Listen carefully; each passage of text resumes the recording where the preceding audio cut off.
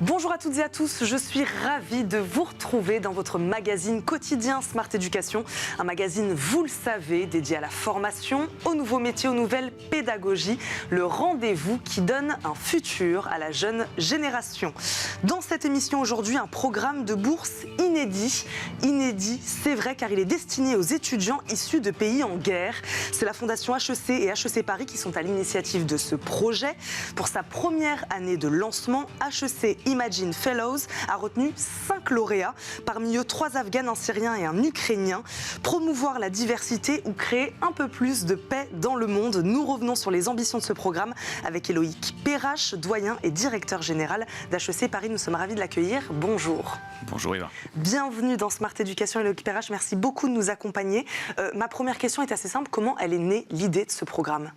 Alors, merci beaucoup de votre invitation et de parler de ce programme. La genèse est assez simple. À HEC, aujourd'hui, on a à peu près 130 nationalités sur le campus. Okay, et donc, c'est un vrai forum mondial. Et on a des étudiants chinois et taïwanais, indiens et pakistanais, ukrainiens et russes, israéliens et certains pays arabes. Donc, parfois de pays en tension. Et on est un peu habité, là, convaincu de cette mission qui est de créer des ponts entre les nations, entre les différentes cultures.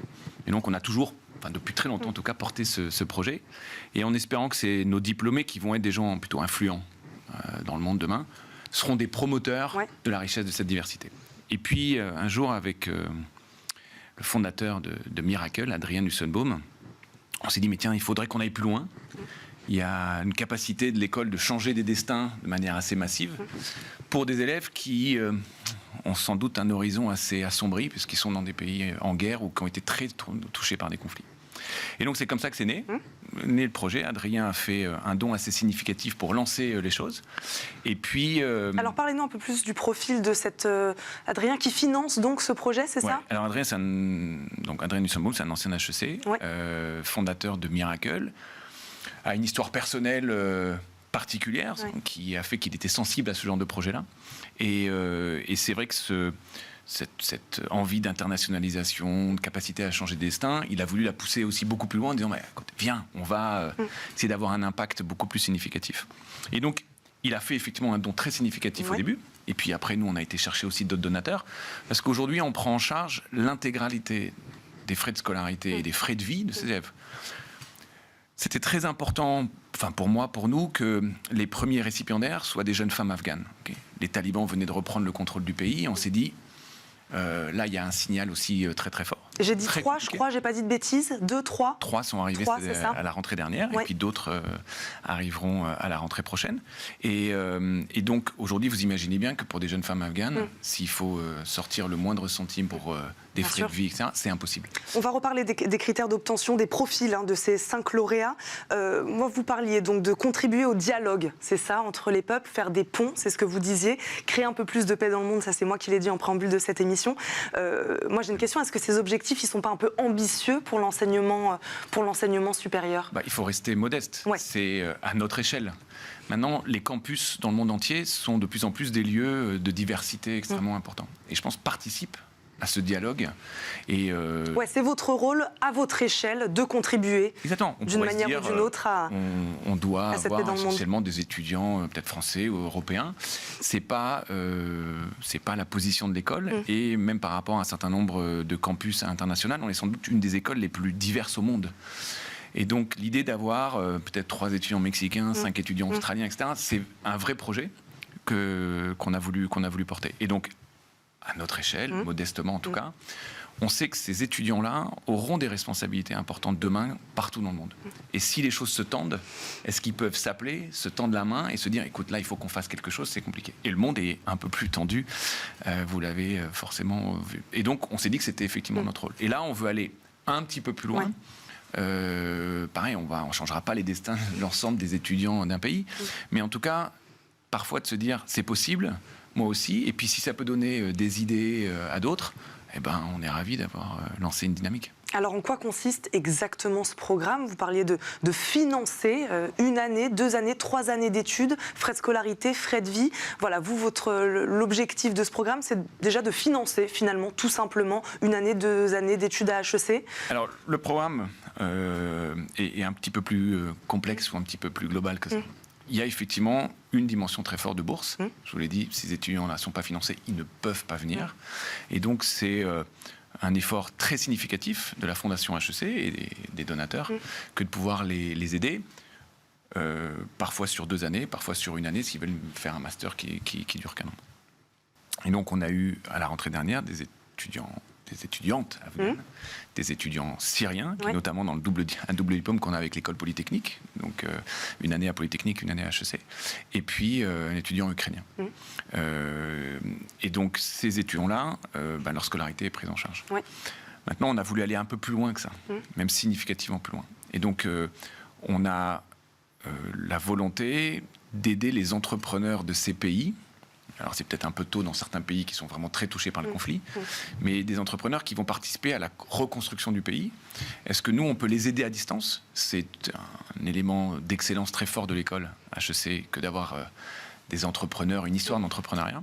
Et donc, est-ce que nos diplômés, nos entrepreneurs peuvent accompagner à distance, être mentors d'un certain nombre d'entrepreneurs de ces différents pays? En tout cas, on a mobilisé notre centre d'entrepreneuriat.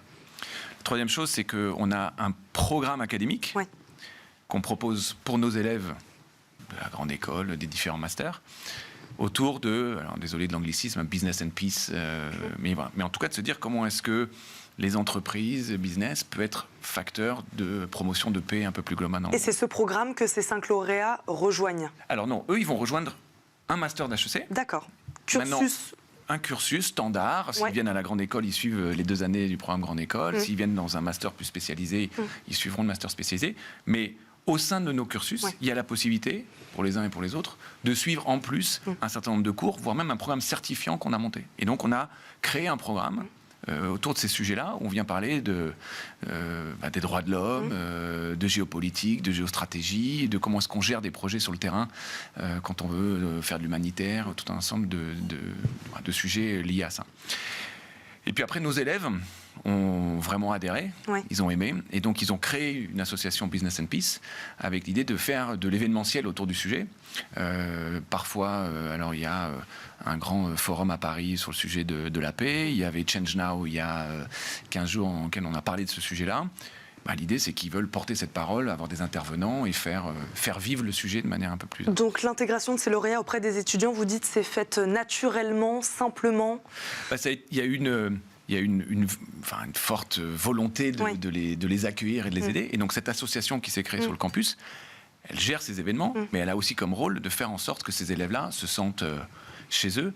Et c'est pas simple. C'est-à-dire quand vous venez d'un pays en conflit, pays en guerre, il y a un enjeu d'accompagner ces élèves assez important. Et on avait peut-être un peu nous sous-estimé au début, c'est-à-dire que l'effort est plus important. Et les étudiants ont voulu prendre une part de cette responsabilité-là. Exactement. Et donc on a, nous, des services de l'école qui les accompagnent, mais eux jouent un rôle absolument central dans le fait qu'ils se sentent bien, qu'ils se sentent accueillis, qu'ils se sentent engagés.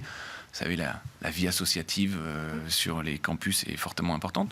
Et donc là, ils font partie intégrante du corps étudiant de l'école. Comment ils ont été choisis, ces 5 lauréats? Quel est le profil? Vous n'allez peut-être pas nous décrire les 5, mais voilà, comment ils ont été choisis? Est-ce qu'il y a des critères d'obtention de cette bourse?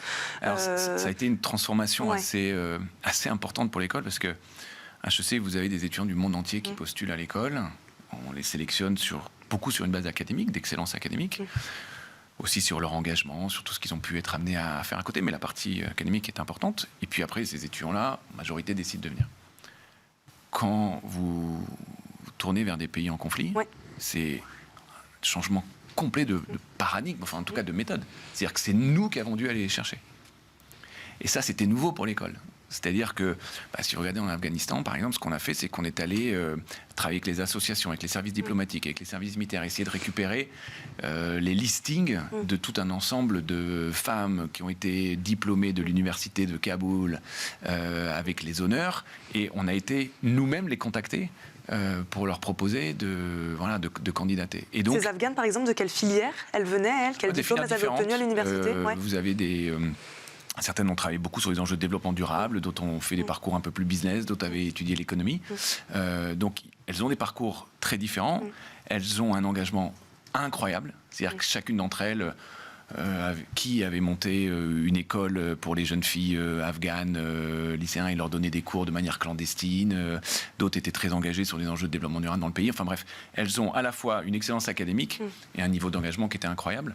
Et c'était important pour nous aussi, pour être certain qu'elles allaient aussi s'adapter à un contexte assez différent. Niveau d'engagement pour leur pays d'origine, c'est ça, puisque l'objectif in fine après ce programme-là, c'est aussi de contribuer, elles aussi d'une manière ou d'une autre, à améliorer le contexte, ou en tout cas ce qui se passe chez elles. Je pense qu'elles ont en commun, les trois en tout cas, mais je pense que c'est le cas de tous les élèves, je pense même qui viennent à HEC globalement, c'est qu'il y a une volonté de contribuer au développement de son pays d'une façon ou d'une autre. Certains ont envie de rester en Europe, avoir une carrière en Europe, et puis un jour retourner dans leur pays. On se veut aussi des ambassadeurs de la France. Ces étudiants viennent en France, apprennent le français. Maintenant, à quelle échéance ces jeunes filles pourront retourner en Afghanistan, je suis incapable de vous le dire. Mais je suis sûr qu'au fond d'elles, elles en ont envie, elles ont envie de contribuer. Peut-être à distance, peut-être un jour en retournant dans leur pays. En tout cas, c'est ce qu'on leur souhaite, si jamais c'est leur souhait. L'ambition de HEC, c'est de financer à terme encore plus la scolarité d'étudiants comme ceux-là qui viennent de pays en conflit. C'est quoi la suite là pour vous ? Nous, effectivement, on va monter en puissance, on va essayer d'en financer un petit peu plus. Aujourd'hui, on a beaucoup d'aides pour des étudiants qui viennent une fois plus du monde entier. Mais ce qu'on a fait, c'est qu'HEC est toujours très engagé sur les enjeux d'ascenseur social en France. Et donc on investit énormément en France pour des étudiants issus de catégories socio-professionnelles plus défavorisées, qui soient boursiers d'État sur critères sociaux, puissent avoir accès à HEC. Et on a senti qu'on était mûr, qu'on était désormais capable de pouvoir porter ce projet-là au-delà de nos frontières. Et donc on a monté un programme aujourd'hui pour les étudiants libanais, on a un programme pour des étudiants en Afrique, et puis effectivement ce programme Imagine. On voudrait en avoir le plus possible. Donc c'est vrai que la limite, c'est les fonds qu'on peut avoir. Aujourd'hui, ce sont essentiellement des anciens HEC qui nous aident et viennent financer ce programme. J'espère que demain, on pourra avoir un petit peu plus de fonds, parce qu'il n'y a en tout cas pour nous aucune limite à ce qu'on peut faire. Le sujet, c'est l'excellence des élèves, leur profil. Mais quand on voit ce que font aujourd'hui et la personnalité des étudiants qu'on a admis en septembre dernier, on se dit qu'il faut aller plus loin et qu'on a une vraie capacité à changer massivement des destins. On va terminer là-dessus. Merci beaucoup, Eloïc Perrache, d'avoir répondu à nos questions aujourd'hui dans Smart Éducation. Je rappelle, vous êtes doyen et directeur général d'HEC. Merci beaucoup d'être venu nous parler de ce programme de bourse aujourd'hui. Merci. Merci à vous de nous avoir suivis. On se retrouve évidemment très vite pour un nouveau numéro de Smart Éducation. À très vite sur Bismart. Ciao.